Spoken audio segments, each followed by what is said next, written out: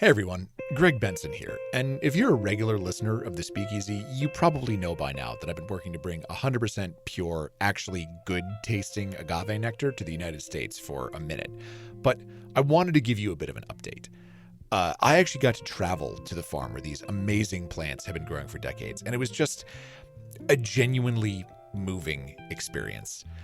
I got to see these agave in their natural habitat and see what it means to Rogelio, the farmer, to be able to care for the descendants of the same agave that his grandfather was growing almost a full century ago.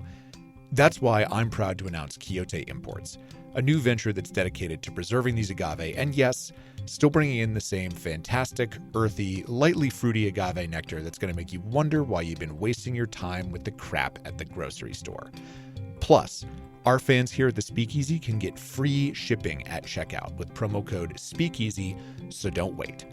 Head on over to quixoteimports.com and see what agave nectar is actually supposed to taste like, and use promo code Speakeasy for free shipping. Salud. You're listening to Heritage Radio Network. So you don't shun the devil with your rock and roll load. Knows that country music's gonna save your soul. The devil runs his groove in them rhythm and blues that send. It's gonna get you, son, in the end. Welcome back to the Speakeasy. I'm Damon Boelte. And I'm Sother Teague. And I'm Greg Benson, and this is our last show of 2024, which means it is time once again for our multi-platinum award-winning year-end wrap-up, where the three of us just kind of jam about what's going on and what's going on for the year. Yeah, exactly, and just kind of like take it. It's a time for looking back. It's a time to kind of be introspective, and like we've kind of the three of us been talking about this. It's a weird one to do this year because objectively the world is in a worse place than we left it at the end of 2023. But we were just talking about how like we really enjoyed working on this show this year. Like it's a consistent bright spot in all of our lives. But we were thinking that like we had some amazing guests on. We got to talk to some amazing people. And Sother, you were saying we got to do some stuff that we haven't really gotten to do so much before on the Speakeasy. Well, not that we haven't got to do so much. I think we've, as time passes, you get better at things. And I think we're getting better every year at doing the show. And I think that includes being a little bit better about cultivating and curating our guest list. And just taking a look around and making sure that we're being, paying attention to things that are sensitive. I think we've had more community building episodes this year than in the past. We've had more LGBTQ guests on the show, more minority and marginalized guests on the show, and highlighting those things is kind of what we've always been all about, shining light on people who aren't getting enough light shined on them. But I think that's certainly been always something that's scratching at the back of our minds. But I think we really kind of put it forward this year. I think that has a lot to do with. It makes me feel good. First of all, I mean, just like the world being more open to marginalized people, and like it's becoming more open and accepting and welcoming. But also, I would say, we get, when I started the show, so the next episode, we will be 15 years old. Yes. So 15 years ago, when I started the show, it was just me inviting friends from the industry, anyone I could get on. And now I do want to say thank you to, and we still go, we have our networks of friends and people that we find interesting, in the industry, but a lot of PR companies, hit us up and suggest guests, and, whether it's, a bartender or an author or a distiller, anywhere in between all those. So it's really cool that, just as far as comms go, there's a lot more communication and highlighting of, a deeper part of the industry, and it seems like there's just like better stories to tell, that ultimately at the end of the day is what it is, so, more interesting people, Well, I would challenge you, Damon. I would challenge you to think, like, are there necessarily better stories? I think the stories are always there. The stories are always being conjured. I think we're better at telling them. We're better at pulling them out of people. You know what I mean? Experience, 15 years of it. Guys, you're both right. I mean, I think I totally agree. I think that, we've definitely been fortunate enough to work with some great people who have let us, have a lot of room to run, a lot of a good long leash to hone our craft. But I think also, we've especially doing this remotely, as much as I miss chilling out with some Roberta's pizza with you guys, has enabled us to bring a lot of like really cool and like I'm setting up a little sneak preview here. I'm setting up a guest in 2025 from Nairobi, Kenya. So that's gonna be fucking dope. But yeah, I think it's there are a lot of really amazing people that we've gotten to talk to that I think we wouldn't have necessarily gotten to talk to if we were still just doing this in person in Bushwick, But I think our net is cast wider now that we're remote. You don't have to be live in studio. I loved those days. I loved when the show was live on the air and it was just recorded and put out as a podcast a couple hours later. But I think that the show has grown and spread its wings tons because of being remote and being able to get guests from anywhere at any time. Well, and also I do want to point out that our 600th episode is coming up.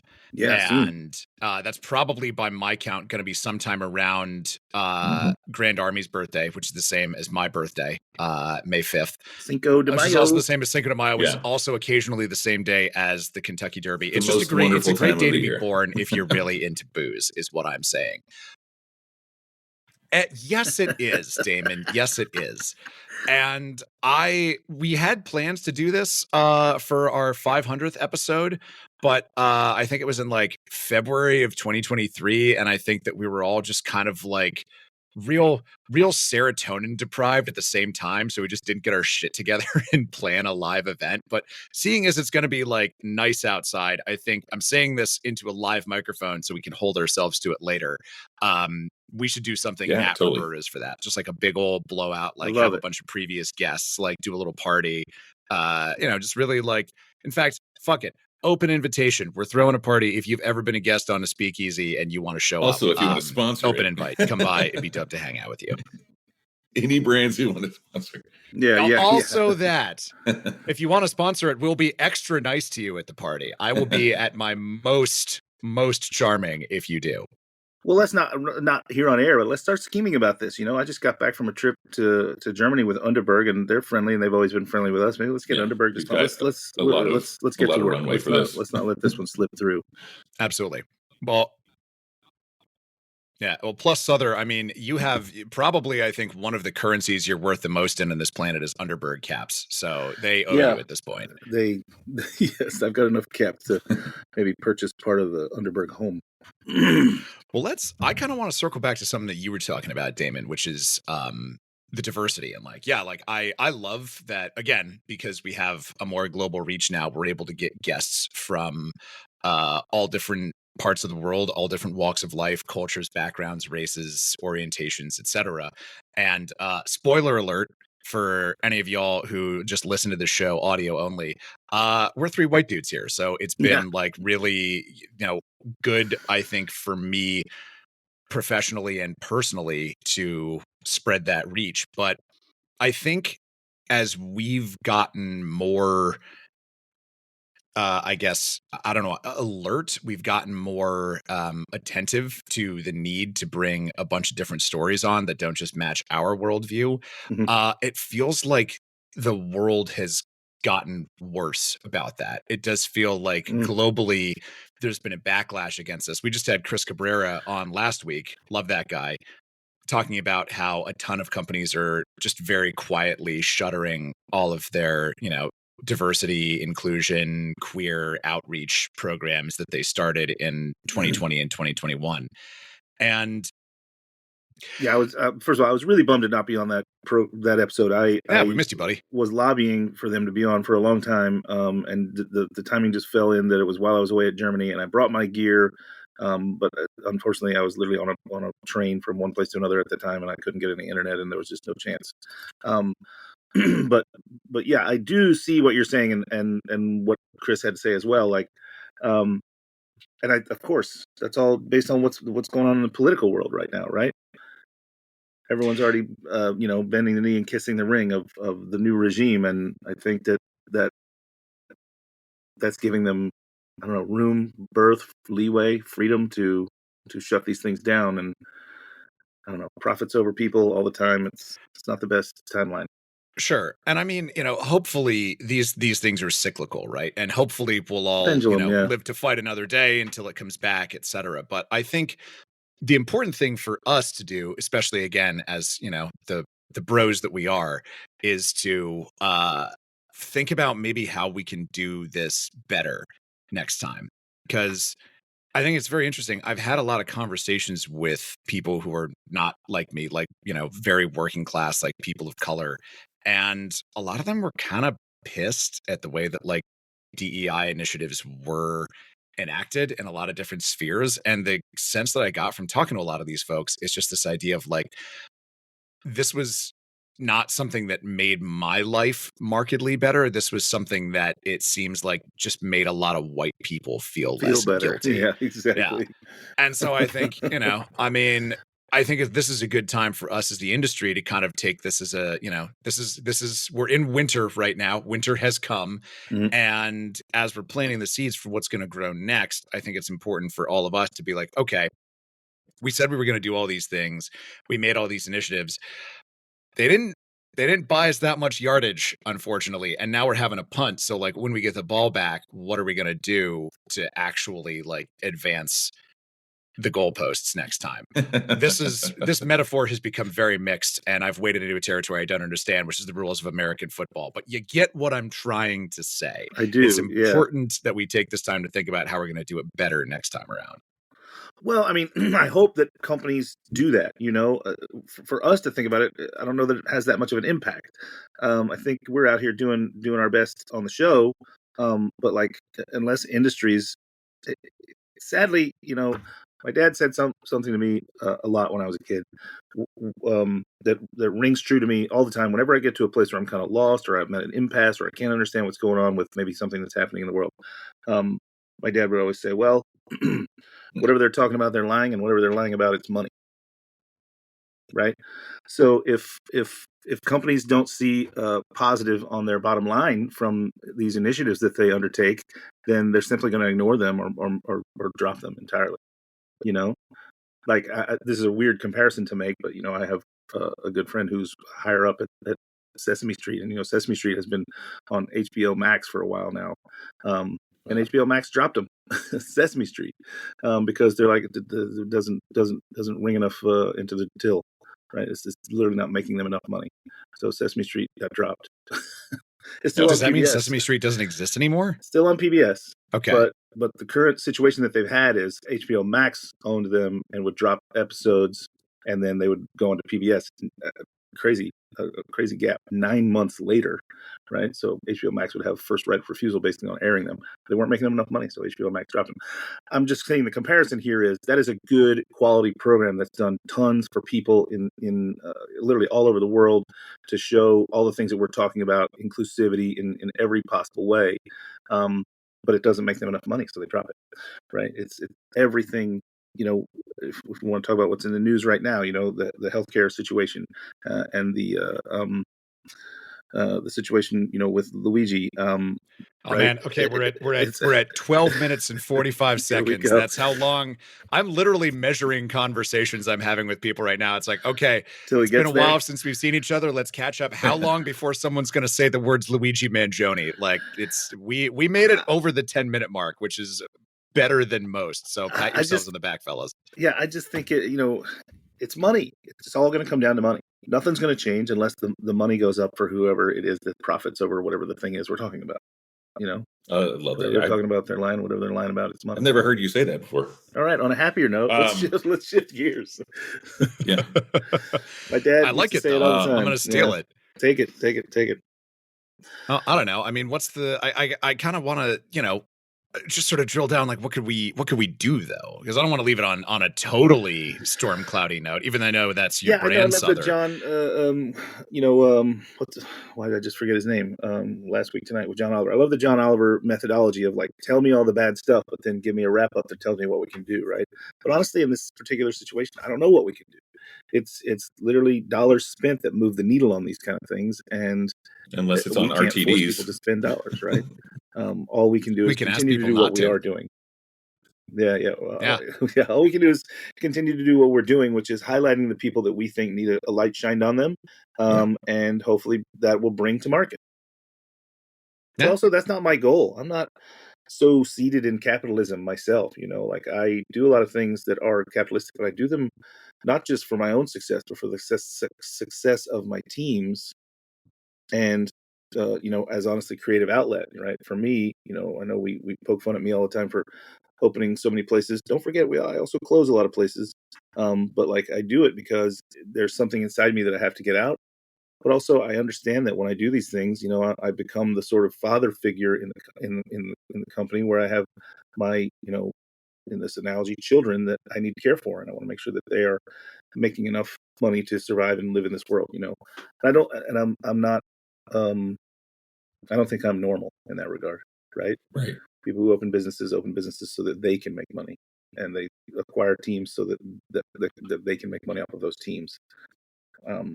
I don't know. I think millionaires and not even billionaires. I think billionaires make start companies so that they can make money. I think a lot of people who have companies on a smaller level like you do. I mean, hell, I own a company that employs one guy, and it's me, and I looked at this company when I was thinking about starting it. This company that's, by the way, called Quixote Imports, a importer of fine 100% pure agave nectar made from ancestral Salmiana agaves, and has a promo code Speakeasy, which will get you free shipping at this moment. Incidentally. But started that company. I kind of had this little conversation with myself. I was like, if 5 years from now I have to fold this and I haven't put more money into it than I can afford to lose, will it feel like a failure? And the answer was no, because of the people I've already, in just the first year of doing this, the people I've gotten to meet, the experiences I've gotten to have, the places I've gotten to go, has made it so that this is enriching my life. We're not profitable yet, which is part of so far according to plan, but already it's made my life better. And it sounds like, Sother, you're doing that on a slightly larger, less personal, less selfish scale with your companies. I think that's great. Well, thanks. Yeah. There's fulfillment, I think, I don't know. I don't want to keep just throwing out quips, but I think that's what I do most of my life. This is why we're on the radio, man. Yeah, it's better than us just sitting here silently. There are restaurateurs who open a business, and there are businessmen who open a restaurant. I think that's the difference, right? Same with the bar. And I think I'm the former rather than the latter, right? And I love the fulfillment level, right? As you just said, the things you get to see, the things you get to. Well, I mean, hell, this show's a great example. The whole episode is talking about the show. Let's talk about the show. This show, we've said over and over, doesn't make us money. We do it because we love it. We do it because we get to talk to people in our field of endeavor that we enjoy. We get to talk to leaders. We get to talk to potential soon-to-be leaders. We get to talk to idols and people who are our mentors, who've become our friends over the years. We get some, not that often, but we get some travel opportunities out of the deal. We get the notoriety of having the show that's won some awards. That's helpful and fulfilling as well. That opens doors for us. And then it becomes this, snake that eats itself, right? Like the momentum is charged by its own self. So like a lot of it's similar to that for me. But then I also understand that I'm in a machine that I didn't build, but I have to be a part of. So I still have to pay rent. I still have to, pay the electric bill and all the things and trappings of life. So I have to do things that generate money as well. I don't know. I don't want to get too deep into this capitalistic, socialistic conversation. I was going to say, let's talk about RTDs. Let's talk about, speaking of capitalism, it's really blowing up. Yeah.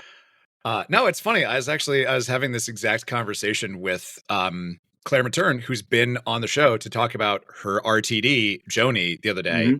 She and I went to hang out in the Bronx and went around to Little Italy on Arthur Avenue up there, which is, if you've never been, fucking go. Like, that's the real Little Italy.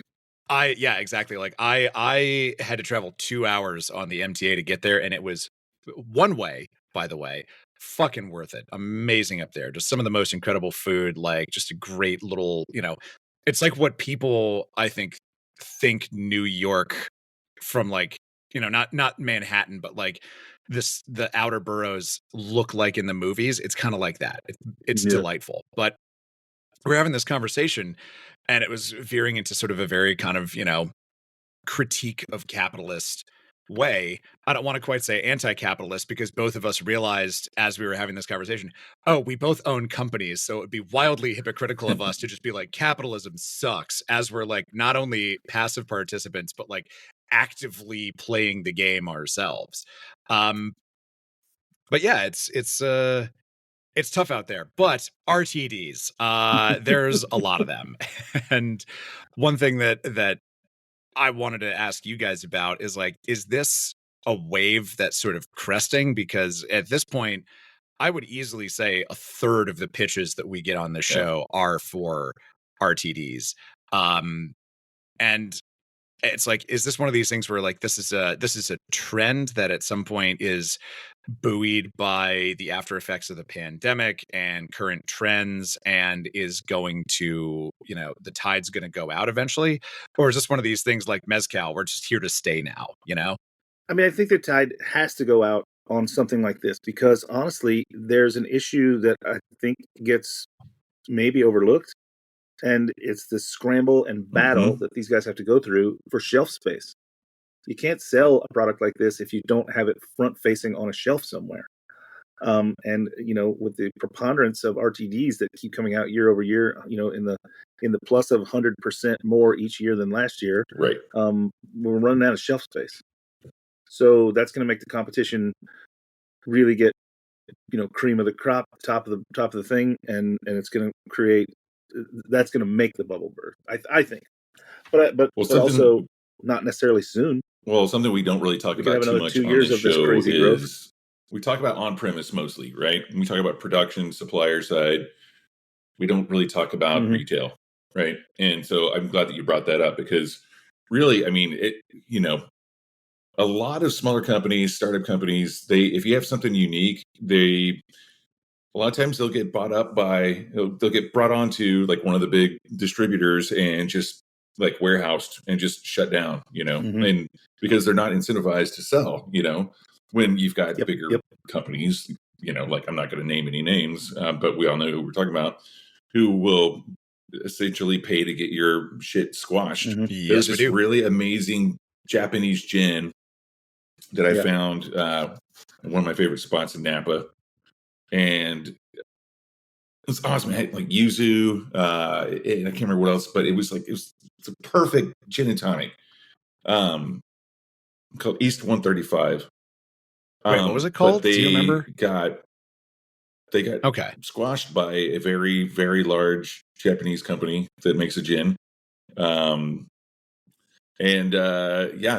so you can't even find it in California anymore, basically. So it's one of those things. But like when you're talking about shelf space, there's so much competition, and there's, especially in New York, very little real estate for the store, Whereas like out here in California, you've got your like Bevmos and like K&Ls and things like that, where it's like, oh my God, yeah, even your aisle at Target, it's like, it's still like, it's a big store, but not a lot of that's dedicated to your spirits and stuff. So, you are right about that. The thing with RTDs, though, especially now that it's become such a huge category, and it's not going anywhere. There's still new ones coming out every day. But it's going to be kind of a survival of the fittest.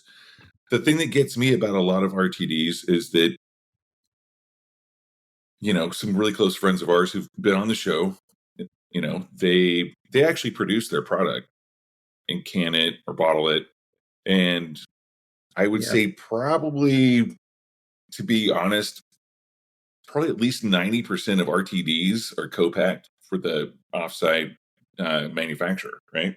And that makes sense too, because if you're already, who's going to go out and get a canning line or a bottling line, and like, especially when you have like pretty hefty MOQs with distribution, it's like, and then there's another thing where it's like, think about the other side of it. If your main game is retail or off premise, as I like to call it, when you go to the on premise, it's like, it's hard to sell those things at a lot of nerdy cocktail bars, or probably sometimes kind of impossible to sell them at nerdy cocktail bars because that's what the bartenders are there to do, is they can make you a mocktail. They have full menus of mocktails or cocktails if we're talking like alcoholic RTDs. So really, I mean, I've seen very, very little of like RTDs, which I wouldn't even, it's hard to like distinguish between, would you say like White Claw is an RTD? Okay. Yeah. So absolutely, I mean, you'll see that. Ready to drink. Let's go. I see what you're saying. We've talked about this before, like some of our friends have been on who have a syrup company, and they're like known, tried and true cocktail mixology bartenders, and they've learned how to make these delicious syrups, and now they're putting them in a bottle. But who do they sell them to? They can't sell them to the bars because they worked at the bars, and that's what they do at those bars. So they got to sell them to the kind of bar that's below shrinking that. too. Let's say below. This is not the best word, but you know what I mean. The next tier down, but that they're bar getting doesn't want into it, that's not what they do, and starting to do it now. Because I mean, you can't go. You basically would be really hard pressed to go to any bar in the United States these days and not be able to order a Negroni. It might not be the best Negroni, but they got the ingredients, and they probably have. Sure, and if you recall, that was the battle cry. Dale DeGroff famously said, "The cocktail revolution will be won when you can get," and I quote him, "a decent Negroni at a Howard Johnson's in Middle America." And I think that if Howard Johnson still existed, you could. There is one Howard Johnson's in Washington, D.C., so we can all do it. Maybe that's what we do for a 600th episode. We all take a live trip down there. At the Hojo? A live tasting at the Howard Johnson's that's down there.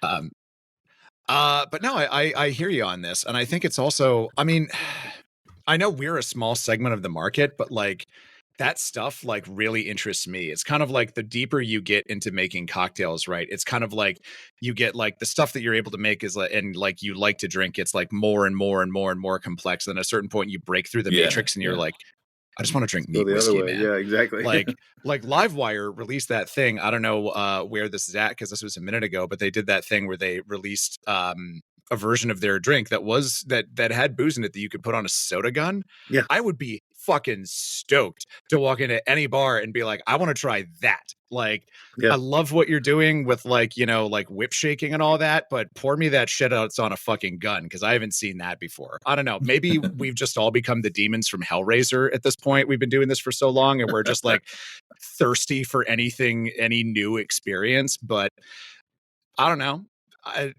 Innovation is innovation, man. On the other hand, like I haven't seen it before and novelty is cool. Yeah, breaking the mold. It's Aaron Polsky at Livewire. He created this proprietary bag of his cocktail that has this clip thing that'll clip to any gun. Just a bag of cocktail. I love that. Well, I mean, slap the bag. Put it in your camelback. Take it hiking. It goes everywhere. Oh my God, slap the bag. The thing that struck me that was so cool about that though, like, there's this side of me who wants to take care of the planet too, right? And he's like, look, it reduces my packaging size by like, I can't remember what he said, but it was more than 50%, like 70, 80%. Reduces packaging size, reduces weight for transit, because the water gets folded in as you put it through the gun. So like it's like a reduction, it's like the Coke syrup. Super smart and innovative. And, like I hope that we keep pushing on things like that. But at the same time, I'm also quite hopeful that we stay with, and we will. It's not like I'm hoping something that's not going to happen. It's going to happen. We stay with craft and we stay with all that too, because all of those things have their place. And I'm sure, as I just said, I'm going to keep saying things over and over. I'm sure that I've said this on the show before. Oftentimes when I come to conversations like this and we get to maybe, a place of conflict or impasse, I just say, hey, let's table it and talk about it over lunch tomorrow. I'm feeling fish. You want to go to McDonald's or Le Bernardin? They both serve fish. Right? What's your expectation of that fish? Every bar deserves its place in the pantheon, whether that's, some over the top crafted cocktail bar or some, stumble in and get a beer and a shot dive bar. They all deserve to be here. What's your expectation of your experience when you go to those bars, right? That's what changes. It's all about. Do you think there's, on that note, do you think there's right? A certain like customer fatigue when it comes to like cocktail bars or just like cocktail programs rather, like You know, like why am I getting a menu for I cocktails do. at this like And I neighborhood think, bar that I've been going to for years, and all of a sudden, like now this bartender's wearing a vest Mhm. and I've got a menu in front of me, and all I really want is like, you know, right? Oh, think about well, those let's not like for the old Italian dudes who like drink the Punta Mez yeah, that's yeah. been on the bottom shelf. It's been dusty, you know, old oxidized Punta Mez, and that's just like, you know, the afternoon they sit there and they just drink Punta Mez. You know, I mean, obviously they go through more than that, but that's a very common thing in Brooklyn, or used to be. You know, Sure. I mean, I think there's some lots of nuances and lots of avenues here to discuss. You know, it breaks my heart every time I read an article about a legendary dive bar that's closing. But then I think to myself, yeah, right? but they never fucking updated their prices. They never fucking changed. And there's something to be said for being yourself and sticking to your guns. But you got to evolve in some ways. You know, you can still be that dive bar. You don't have to add a menu, but like, stop charging me $2 for a Yeah, can of beer. Like, that can't be working for you, and I'm not going to be upset. And totally. like, I'd rather you survive and I pay double that than you not survive and I get to say, well, they just used to have $2 cans. Right. So there's something in there to mine as well, right? And then as far as the other side goes, where you were talking about the consumer, I think it's the fatigue is there, but I think that the fatigue could be alleviated to some degree if they would be a little bit more cognizant about making the Hmm. decision of where to go before going. I feel like a lot of Right. people stumble into bars thinking a bar is a bar is a bar. I want a mojito. You want a craft beer. Greg wants Right. a pina colada. Can we get that here? It's a bar, right? And the answer is overwhelmingly no. You can't get those things at the same bar all the time. There are some bars that can, but most bars can't. And if they can, likely none of those Well, things are you going to be know, very good like you because they're not focused enough. It's like a totally. diner. It's like a diner. I can get a Well, steak and a matzo that's what ball I've always soup and a said too. You know, baked something you've heard me clams say a billion with a times. It's like waffle. calling a cocktail bar is like calling a restaurant a food restaurant. You know, it's like, oh, so I can only get cocktails here, or like Yeah. at the restaurant. It's like, oh, oh, this is a food restaurant. Okay, now I get it. You serve food at this restaurant. You know, so but Yeah. but that comes down to equipment too. Like for instance, the Green Army, we don't have gas in the kitchen at the Grand Army Cocktail Bar. We do Mhm. at the Grand Army at Three's Brewery, Right. but they're wildly different menus. Um, Right. but people Mhm. don't really. I don't know. People are so used to ordering off the food menu, you know. So it's like whenever you go in a bar, it's like it doesn't matter what your cocktail menu says. People are going to order whatever they want, and I think that's really good. So long as you have a blender to make Greg's pina colada, that kind of thing. But there's other ways around that too. Sure. Sure.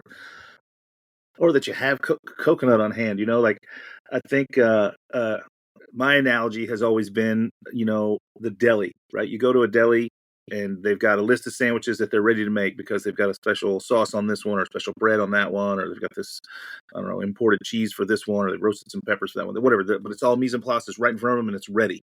That's the Right. well and my syrup counter right at the bar. But and I'm ready to make those. I know what they cost. I know how quickly I can make them. It's not going to put a gear in the works of the machine that's happening right Yeah. now. I can take multiple orders at once.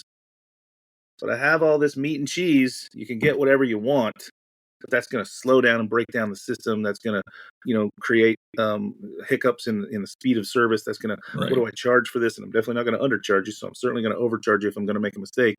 And I think that's a good analogy for me when I talk to my teams. Like, the idea always is to drive people towards the menu, right? Unless you're the space that simply doesn't have a menu. But if you're the space that simply doesn't have a menu, with a few exceptions, then you're a place that is, as you said, sort of more neighborhood, familial.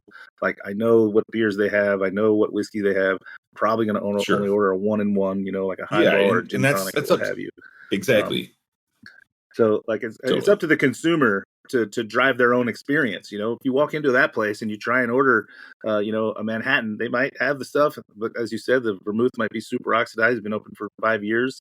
Maybe they do, maybe they Right. don't have a bottle of Angostura, or maybe it's a bottle of Worcestershire and they don't know the difference. They're going to try and make you that Manhattan, but is it going to be good for them? Probably not, because again, it's going to skew their system. Is it going to be good for you? Also, probably Yeah. not. So somehow both of you are unhappy with the experience. Well, what's that phrase? Like, knowledge is knowing that a tomato is a fruit. Wisdom is knowing not to eat it for breakfast. Like, Tell that to the Brits. Yeah, well, I mean, with some notable exceptions, obviously. Yeah. But I see what you're saying. This idea of like, I think it all just kind of comes down to like, just don't be an asshole at the end of the day. Like, don't walk into the place that like can make you a Negroni, but clearly doesn't want to do it and order one. Right. It's kind of like there was this. I had this insufferable roommate at one point that I like to complain about anonymously on this show sometimes, who went to this, like takeout Chinese spot near our place once and got tacos. Like, it's clearly a Chinese place. Like, the menu is in English and Chinese, and the people working there were, clearly Asian. I don't want to specifically say Chinese because I never asked, but clearly from that part of the world and trading on those traditions. And they had tacos on the menu, and he got the tacos and just complained about them constantly. And eventually I was like, bro, you went to the Chinese food place and ordered tacos. That is not their fault. That is your fault. And he's like, well, they're on the menu. I'm like, I don't care. Yeah. It's clearly not the thing that you wanted. And there's an awesome taco spot that's even closer to where we live than that. So I don't know. And they have Kung Pao chicken. Yes. And it was fine. I don't know. It was a hole in the wall Chinese spot, but they were open until 3:00 in the morning, and they saved me from a lot of hangovers. And I think always owe them for that. I think you can boil it down to like, when you go to a place, whether it's what you were looking for or not, do the thing they're known for. If you say, hey, fellas, let's get something to eat, and I wanted sushi and you wanted tacos and Damon wanted a steak, and we go to a steak place and I still say I want sushi, they might try and make it for me because it's hospitality. They have no choice but to want to say yes. But it's not going to be good for either person involved. But if like when people come to a Mori Margo, let's use that as an example, and they look at the menu and they're just like bewildered and they don't know what the fuck's going on, I literally sometimes just broadly gesture my hand and say, "Look at all these people having a great time. Yeah. Can I try and get you to jump on board? Totally. Like, let's do the thing I do. Trying to get me to make you a daiquiri and let me make you something I make. I'm good at it. The one that always works, if you're going to go like to the oddball in the menu, most Mexican food places make banging burgers. Just saying. No, totally. I thought you were actually going to reference one of my favorite establishments, chain establishments, which is the Cheesecake Factory, which always feels like you're in some sort of demented fever dream whenever you're in there. It's just like, it is a fucking wild place. But speaking of kind of, knowing what to do and where to go, like, what are we looking forward to in the new year, guys? I mean, this is kind of a time to sort of look forward. There's a lot to be worried about, but like, what's coming down the pike that, maybe we want to do on this show? Maybe we're looking forward to. Maybe we're like wanting to see where this trend plays out.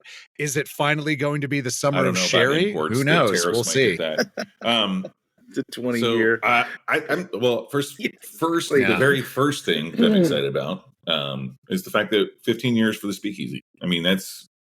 I'm gonna stop you there. I did a little quick scrolling and fact checking. First episode, 12 January 2011. So it's 14 I thought it started in 2010. But yeah. Well, fuck this episode then. First episode. All right, 14 years. This not bad. Every episode gets us to where we're going, so we got to keep going.